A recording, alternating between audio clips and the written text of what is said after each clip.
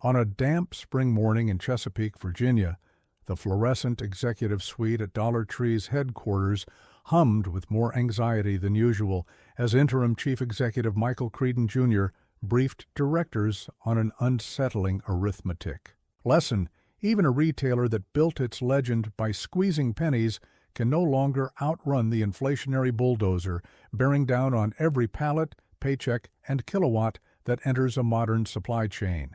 A single slide, rendered in fire engine, red crystallized the dilemma. Between April 2020 and December 2023, the freight cost of a standard 40-foot container from Shenzhen to Savannah rose 148%. Corrugated shipping cartons climbed 62%, and entry-level hourly wages in the chain's 26 regional distribution centers vaulted from $12.50 to $19.25.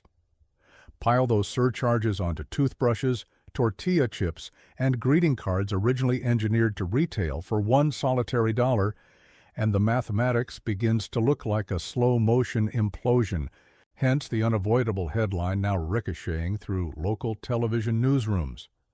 Dollar Tree will soon stock items whose shelf tags read $3, $5, and, by late summer, $7, shattering a brand promise that survived 38 years, 2 recessions, and 1 hostile takeover. That pivot, though, is only the most theatrical of several forces rattling the hulking discounter that once boasted the highest same-store transaction count in American retail. Store aisles that used to resemble impeccably faced white walls now flash empty pegboards and apologetic product unavailable. Stickers after the company pared back case packs to dodge higher unit costs. Frustrated shoppers in Indianapolis, Fresno, and Tallahassee post smartphone footage of bare bread racks and Realmates half-stocked with dented canned goods, evidence of a supply chain stretched thinner than shrink-wrapped party streamers. Social media bargain hunters who once treated Dollar Tree runs like treasure hunts bemoan an experience that now feels closer to sifting through an estate sale scrap bin. The optics matter. Value-oriented consumers willingly accept no frills, lighting and cement floors, but they bristle when the bins themselves look abandoned. Behind-the-scenes executives blame a confluence of pandemic aftershocks, interest rate whiplash, and a competitive field that barely resembles the sleepy dollar store landscape Dollar Tree conquered in the 1990s. Walmart and Target, both sitting atop omnichannel arsenals of curbside pickup, 1-hour delivery windows, and algorithmic pricing, now stock their own 1125 opening price point micro packages in health and beauty, effectively ring-fencing Dollar Tree's historical sweet spot. German import Aldi couples a ruthlessly pared-down SKU count with organic produce and private label wine, a mashup that lures the same paycheck-to-paycheck families who once swore allegiance to Dollar Tree's wire baskets. Even e-commerce. Latecomer Temu, with its app storefront flashing 89-cent LED flashlights and $2.99 pet leashes delivered from Guangdong in 9 days, looms as an existential threat. Industry consultants estimate the Chinese platform siphoned $1.4 billion in discretionary spend from U.S. brick-and-mortar discounters in 2023 alone. Those headwinds might feel manageable if Dollar Tree's own house were in order, yet the chain remains entangled in the $9 billion gamble it placed on Family Dollar back in 2015. At the time, investors applauded the acquisition as a masterstroke that would extend Dollar Tree's reach into lower-income urban neighborhoods, where its high-traffic strip mall boxes were underrepresented. Instead, the newcomer arrived with hundreds of dilapidated units, a staid merchandising mix, and chronic labor shortages that produced FDA citations for rodent infestations in an Arkansas distribution center and triggered mass product recalls across the Southeast. Fixing that estate is bleeding cash. Corporate filings show capital expenditure outlays running 40% above pre-merger levels, even as Family Dollar's same-store sales lag the broader chain by 6 to 8 percentage points every quarter. Store closures have accelerated, By the close of fiscal 2024, the company shuttered 985 Family Dollar addresses and 210 legacy Dollar Tree outlets, citing persistent negative profitability. Credit rating agency Fitch warns that the remaining portfolio will require several $100 million in incremental maintenance investment merely to achieve industry-standard productivity. Meanwhile, the labor model that once underpinned Dollar Tree's cost advantage, 2 cashiers, 1 float stocker, 1 part-time manager, has become untenable. State and municipal minimum wage mandates in California, New York, Florida, and Illinois now crest above $15 an hour, forcing the chain to choose between cutting labor hours and letting recovery carts pile haphazardly, or absorbing wage hikes that pulverize already thin gross margins.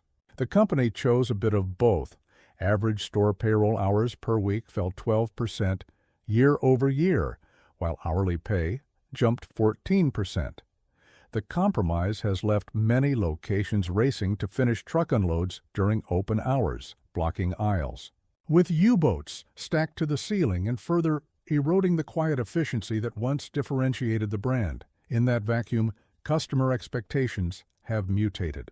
During Dollar Tree's peak expansion years, shoppers on tight budgets tolerated meager selection and borderline claustrophobic floor plans in exchange for ironclad price certainty. Today, even the most cost-conscious families wield smartphones that instantly compute per-ounce cost comparisons against the Walmart Supercenter 3 miles away. When Dollar Tree quietly shrank its 40-sheet Reynolds aluminum foil box to 27 sheets, yet kept the $1.25 tag, Instagram bargain channels lit up with side-by-side photos proving Walmart's supposedly pricier 50-sheet private label roll delivered lower unit cost.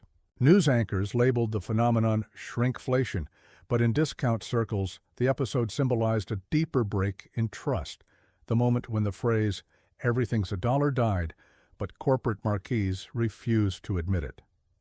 To restore credibility, the chain has begun a staggered rollout of Dollar Tree Plus fixtures, 4 gondolas per store carrying extended-size consumables, basic apparel, and simple electronics priced at $3, $5, and now $7. Merchants argue the larger packs give shoppers genuine value and soften the shrinkflation optics because volume rises along with price. Early pilots show promise. Average basket size lifts 19% once the Plus end caps arrive, but skeptics wonder whether the additions blur Dollar Tree's founding identity. Rival Dollar General leaned into a similar multi-price strategy years ago. That chain now collects 22% of revenue from units priced above $5. Copying the playbook may help short-term comps, but it invites direct A-B comparisons with the same big-box competitors that already outgunned Dollar Tree on store. Ambience, breadth, and digital convenience. Digital, in particular, remains Dollar Tree's weakest flank. While Walmart funnels 1/3 of U.S. online grocery orders through its store base, Dollar Tree's e-commerce portal still requires case pack minimums that alienate ordinary households, and shipping fees quickly eclipse any savings. A buy online, pick-up in-store pilot launched quietly last autumn at 110 locations shows promise.